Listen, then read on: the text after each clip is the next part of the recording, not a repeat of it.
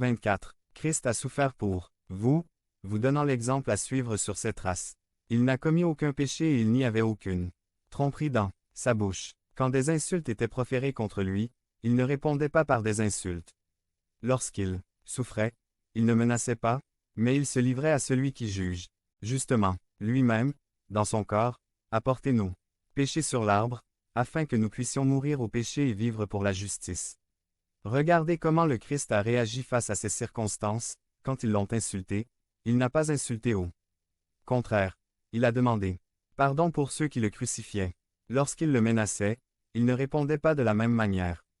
En payant le mal pour le mal, mais plutôt le bien pour le mal. Les circonstances n'ont pas déterminé le comportement de Jésus, mais, dans ces circonstances, il a montré ce qu'il y avait dans son cœur, la grâce, le pardon, la miséricorde, l'amour. Et le but de glorifier son Père. C'est une bonne nouvelle pour nous qui croyons depuis des années au mensonge selon lequel notre environnement ou nos circonstances sont la cause de nos paroles, de nos actions et de nos attitudes. Le Christ nous montre et nous assure que nous pouvons vivre différemment. Il nous permet, par sa grâce, de vivre une vie qui transcende les circonstances et honore Dieu. Par conséquent, si les circonstances ne sont pas la cause du comportement et révèlent seulement votre cœur, en faisant confiance à elle amour de Dieu, en faisant confiance à la puissance de Dieu, je vous encourage à appliquer cette vérité à votre vie. 1. Arrêtez de désespérer de changer les circonstances. Lorsque nous sommes étouffés par la chaleur par les circonstances, notre première pensée est de vouloir immédiatement et désespérément changer nos circonstances. Nous voulons mettre fin à la relation, quitter cet emploi, changer d'école, quitter cette maison, trouver un remède à cette maladie, etc. Nous ne disons pas que vous ne devriez pas changer les circonstances que vous êtes convaincu qu'elles sont nécessaires et possibles. Ce que nous disons, c'est qu'il ne faut pas se concentrer uniquement sur les circonstances changeantes ni sur le désespoir face à celles qui ne changent pas. Parce que la réalité est qu'il existe des circonstances qui ne changeront jamais. Vous devrez vivre avec eux pour le reste de votre vie. Et ce n'est pas grave parce que par la grâce du Christ, vous pouvez aller au-delà de vos circonstances et plaire à Dieu malgré vos circonstances. 2. Arrêtez de conditionner votre changement aux circonstances. Nous avons tous quelque chose à changer. Nous avons tous des domaines de notre vie dans lesquels nous devons nous abandonner au Christ pour expérimenter un changement de cœur. Mais bien souvent, au lieu de nous concentrer sur ces changements dans nos paroles, nos actions et nos attitudes, nous commençons à conditionner ce changement à un changement de circonstance. Par exemple, quelqu'un dira « Je serai un meilleur mari lorsque ma femme commencera à me respecter ».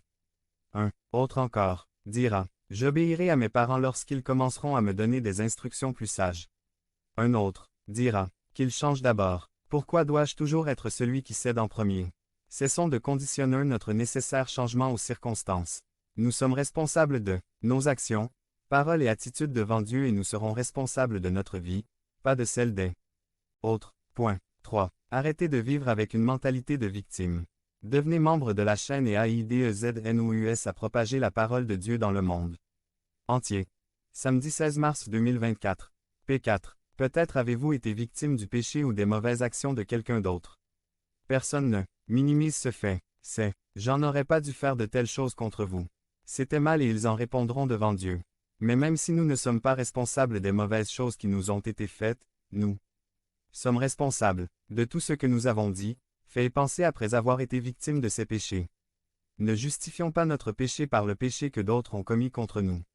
Le mal que d'autres ont fait contre nous n'est pas la cause de nos paroles, de nos actions et de nos attitudes. Ces paroles, actions et attitudes ne viennent pas des circonstances, mais de ce qui est dans notre cœur.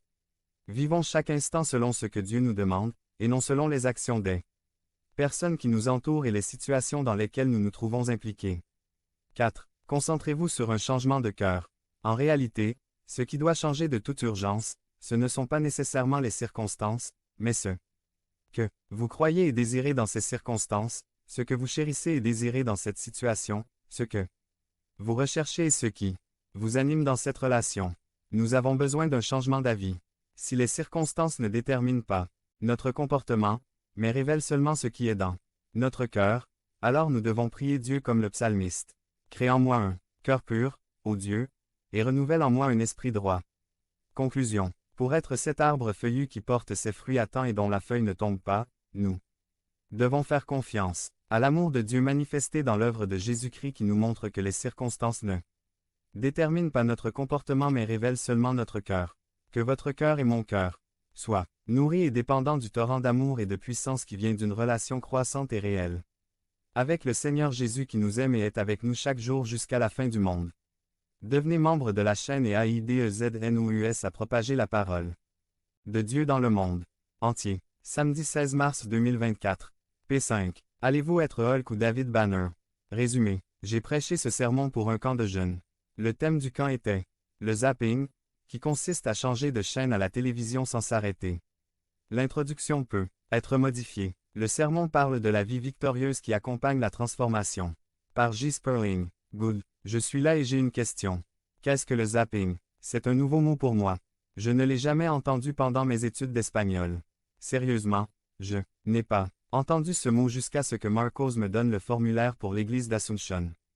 Aux États-Unis, on dit surf ou surfiando, je ne sais pas. Mais c'est quand on cherche quelque chose à regarder à la télévision. C'est quand nous passons toujours d'un canal à un autre. Cliquez, faites une pause, cliquez, faites une pause, cliquez. Lorsque je change de chaîne, ma femme veut savoir quand je vais m'arrêter. Point. Quand vais-je être constant et mettre une chaîne fixe? Je me demande si Dieu veut savoir quand ils s'arrêteront. Quand allons-nous être constants dans une relation avec lui? Et quand allons-nous nous concentrer uniquement sur lui? Écoutez les premiers versets de Romains chapitre 12. C'est pourquoi, frères, considérant la miséricorde de Dieu, je vous supplie que chacun de vous, dans un culte spirituel, offrez votre corps comme un sacrifice vivant, saint et agréable à Dieu.